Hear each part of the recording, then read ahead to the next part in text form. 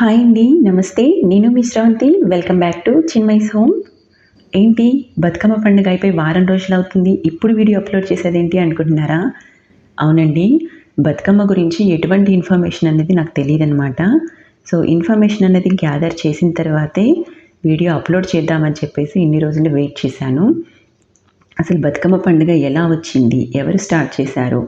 అన్న విషయాల గురించి కొంచెం రీసెర్చ్ చేశానండి. సో, ఇవన్నీ రీసెర్చ్ చేసి కొంచెం ఇన్ఫర్మేషన్ గ్యాదర్ చేసేటప్పటికి లేట్ అయింది.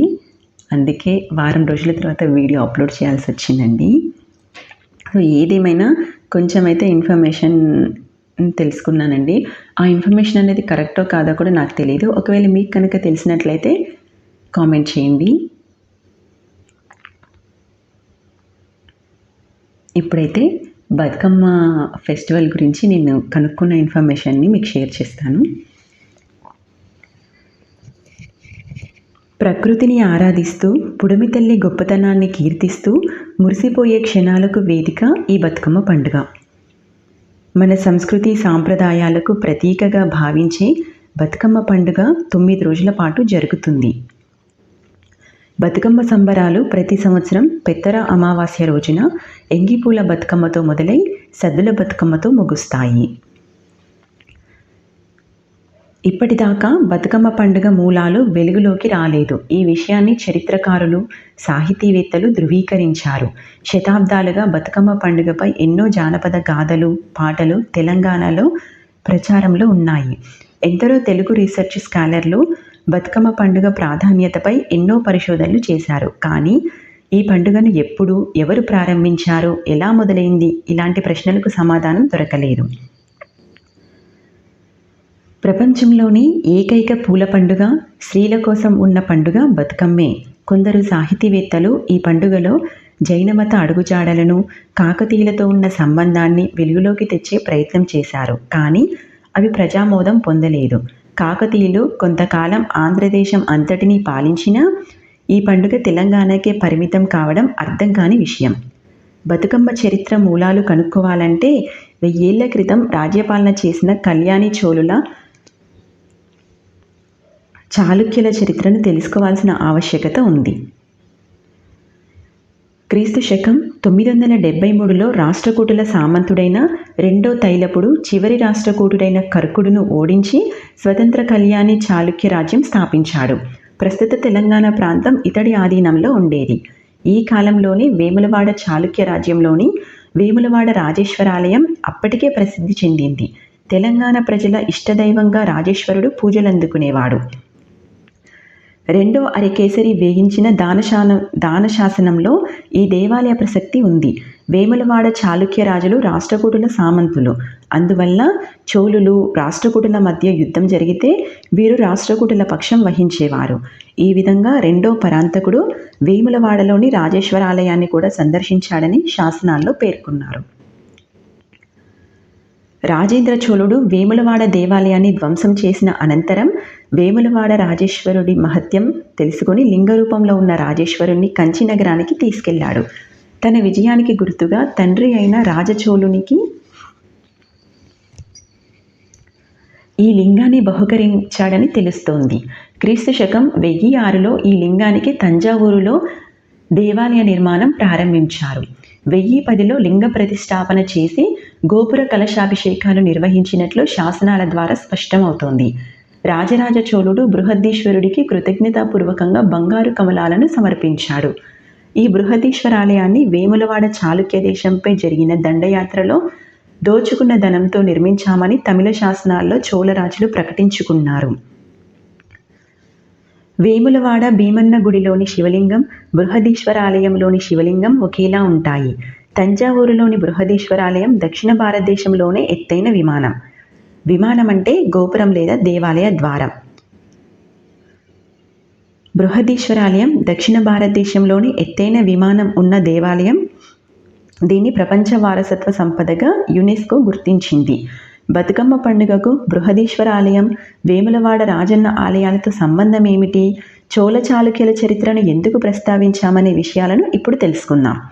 వేములవాడ నుంచి శివలింగాన్ని దౌర్జన్యంగా తంజావూరుకు తరలించి అక్కడ గొప్ప దేవాలయం నిర్మించడం చోళులకు గర్వకారణమైన విషయమే కావచ్చు, కానీ అది తెలంగాణ ప్రజలకు బాధను కలిగించింది. చోళులు బృహదేశ్వరుడిని తీసుకెళ్లినందుకు నిరసనగా సృష్టికి కారణభూతమైన శక్తి స్వరూపాన్ని బృహతమ్మ అంటే బతుకమ్మగా పూజించారు. అదే బృహతమ్మ లేదా బతుకమ్మగా ప్రాచుర్యం పొందింది. బతుకమ్మను బృహతమ్మ రూపాంతరంగా భావిస్తూ తంజావూరు దేవాలయానికి బృహత్ అనే పదం వినియోగించారు. బృహత్ అనే పదాన్ని బృహతమ్మ అంటే గొప్ప అమ్మ అనే పేరుతో ఉపయోగించారు. బృహత్ కథ అనే సంస్కృత గ్రంథం భారతీయ ప్రాచీన గాథలకు, అనేక కథలు, కావ్యాలు, నాటకాలకు మూలమైంది. దీన్ని రచించిన గుణాఢ్యుడు తెలంగాణ తొలికవి. బృహత్ కథను పైశాచి నామంతో రచించాడు. 2వ శతాబ్దంలో పిరంగదై పేరుతో తమిళంలోకి కూడా ఈ గ్రంథాన్ని అనువదించారు. రామాయణం, మహాభారతంతో సమాన ప్రతిపత్తి ఉన్న గొప్ప గ్రంథం ఇది. అనేక మంది కవులకు బృహత్ కథ కావ్య వస్తువుగా ఉండేది.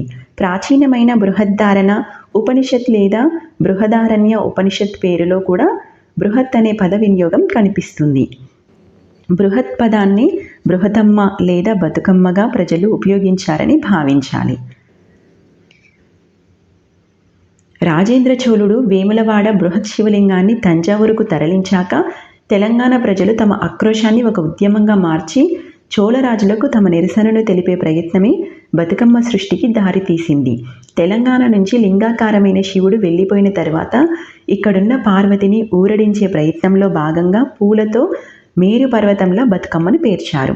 దానిపై పసుపు గౌరమ్మను రూపొందించి దసరా సందర్భంలో 9 రోజులు ఆటపాటలతో పదే పదే తలుస్తూ చివరగా తిరిగి రమ్మంటూ నీళ్లలో వదలడం ఒక పండుగగా మారింది. బహుశా దేశ చరిత్రలోనే మొదటిసారిగా ఒక అకృత్యానికి, అన్యాయానికి అహింసాపూర్వక సత్యాగ్రహాలతో నిరసన తెలిపిన ఏకైక ప్రక్రియ బతుకమ్మ. బతుకమ్మ పండుగ సందర్భంగా వివిధ రకాల పాటలు పాడతారు. అందులో ఒక ప్రాచీన చోళరాజును ప్రస్తుతించడం కనిపిస్తుంది. చోళదేశ రాజైన ధర్మాంగుడు 100 నోములు నోమి 100 మందిని పొందాడట. ఆ పాటలోని ప్రథమార్థం ఇలా ఉంటుంది.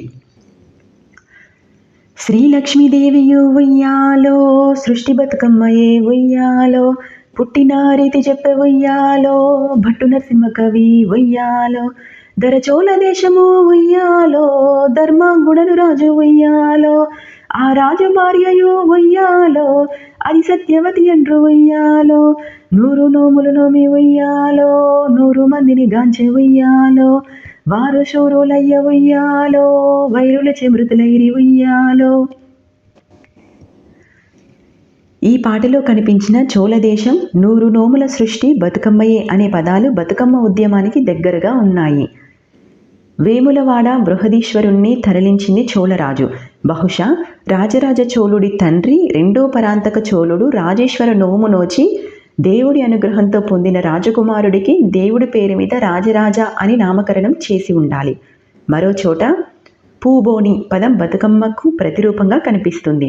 బహుశా బతుకమ్మ ఉద్యమ తీవ్రతను గ్రహించిన చోళరాజులు నరసింహ కవి లాంటి కవులతో వారికి అనుగుణంగా తెలంగాణ ప్రజల ఉక్రోషాన్ని మరిపించేలా ఉయ్యాల పాటల్లో రాయించి ప్రజల మధ్య వ్యాప్తి చెందించారని భావించవచ్చు. ఇన్నేళ్ల బతుకమ్మ పాటల్లో చోళుల కథ జీవించి ఉండడం మరో విశేషం. దీన్ని సాహిత్యపరమైన రుజువుగా భావించవచ్చు. ప్రతాపరుద్రుడి కాలంలో కాకతీయులు మేడారం రాజుతో యుద్ధం చేశారు. సమ్మక్క, సారక్క, పడిగిద్ద రాజుకు మద్దతుగా తెలంగాణ ప్రజలు వారిని దేవతలుగా భావించి మరో పద్ధతిలో సత్యాగ్రహాన్ని వెలిబుచ్చారు. 2 ఏళ్లకు ఒకసారి లక్షల సంఖ్యలో ఒక చోట చేరి దాదాపు 700 ఏళ్ల తర్వాత కూడా తమ ఆగ్రహాన్ని ఒక తీర్థం రూపంలో వెలిబుచ్చడం తెలంగాణ చరిత్రలోనే మరో మరుపురాని సంఘటన. బతుకమ్మ ఉత్సవమే సమ్మక్క సారక్క జాతరకు మూలాధారంగా భావించవచ్చు. మేడారం జాతర ప్రపంచంలోనే అతిపెద్ద గిరిజన జాతరగా ప్రసిద్ధి చెందింది. చరిత్రలో ఏ అంశమైన సంపూర్ణ నిర్ధారితం కానీ సత్యం కానీ కాకపోవచ్చు. తగిన ఆధారాలు దొరికినప్పుడు కొంత ఊహ ఉంటుంది. ఊహకు ఓ ఆధారం ఉంటుంది. ఆధారం మీద ఓ ఊహ ఉంటుంది. కాబట్టి 1000 ఏళ్ల నాటి బృహతమ్మనే నేటి బతుకమ్మ. ఈ బతుకమ్మనే తెలంగాణ ఉద్యమానికి ప్రాణం పోసింది. తెలంగాణ ప్రజలకు ఆరాధ్య దైవంగా కలకాలం నిలిచిపోయింది. సో ఇదండి నేను గ్యాదర్ చేసిన ఇన్ఫర్మేషన్. సో ఈ ఇన్ఫర్మేషన్ కనుక కరెక్టే అనిపిస్తే కామెంట్ చేయండి. అలాగే బతుకమ్మను 9 రోజుల పాటు 9 రకాలుగా ఆరాధిస్తారండి. దాంట్లో మొదటి రోజు ఎంగిపూల బతుకమ్మగా, రెండో రోజు అటుకుల బతుకమ్మగా, మూడో రోజు ముద్దపప్పు బతుకమ్మ, నాలుగో రోజు నానబియ్యం బతుకమ్మ, ఐదో రోజు అట్ల బతుకమ్మ, ఆరో రోజు అలిగిన బతుకమ్మ, ఏడో రోజు వేపకాయల బతుకమ్మ, ఎనిమిదో రోజు వెన్న ముద్దల బతుకమ్మ, తొమ్మిదో రోజు సద్దుల బతుకమ్మగా ఆరాధిస్తారు. ముఖ్యంగా పల్లెల్లో అయితే పోటాపోటీగా భిన్న రుచులను తయారు చేసి మరీ వడ్డిస్తారు. ఇంట్లో చేసుకున్న ఏ వంటకమైనా మరో నలుగురికి పంచి వారితో తినిపించడం బతుకమ్మ పండుగలో కనిపించే సంతోషకరమైన సన్నివేశం. 9 రోజుల బతుకమ్మ సంబరంలో కనిపించే ముఖ్యమైన ప్రసాదాలు ఇవి. మొదటి రోజు ఎంగిలిపూల బతుకమ్మకు ఈ పండుగ పెద్దర అమావాస్య నాడు జరుపుకుంటారు. ఆ రోజు నువ్వులు, బియ్యం పిండి, నూకలు కలిపి నైవేద్యంగా తయారు చేస్తారు. పండుగకు ముందు ఆయా పుష్పాలన్నీ వివిధ కీటకాల పరాగ సంపర్కం కారణంగా ఎంగిలిపడ్డాయని తలచి మొదటి రోజు బతుకమ్మను ఎంగిలిపూల బతుకమ్మగా వ్యవహరిస్తారు. ఆ రోజు నువ్వుల సద్దిని అందరితో పంచుకుంటారు. రెండో రోజు బతుకమ్మకు అటుకుల ప్రసాదం చేస్తారు.